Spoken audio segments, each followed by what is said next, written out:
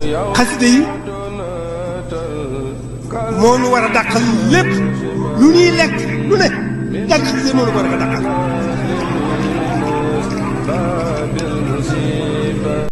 Ahmad Souleymane bisarfi almasiyati kayma taqud simamin lirrasiyati أدل إذا ازداد قلبي أذن بهجتها ووجهت لي هدايا بالمبرات أمست تطيب نفسي كي أميل لها وولت ميل قلبي للهديات وخاطبتني بما يدعو لغذبتها وأزغرت صدق وعدي بالرقيبات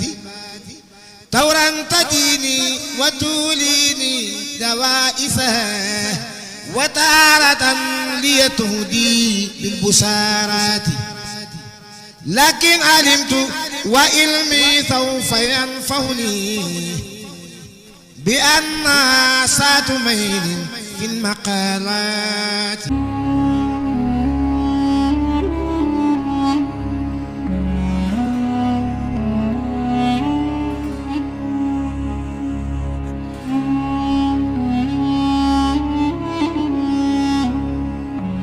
أعوذ بالله من الشيطان الرجيم بسم الله الرحمن الرحيم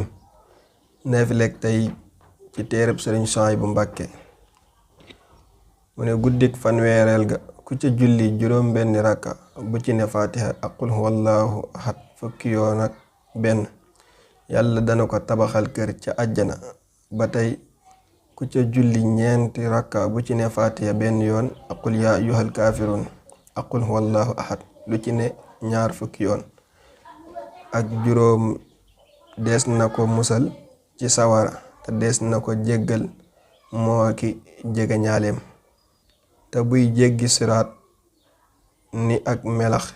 lay gaawee. kon mbokki taaliba yi nga xam ne ñoo doon ànd ak ñun ci seen YouTube bi di ëttu xam-xam ñu ngi leen di ñaanal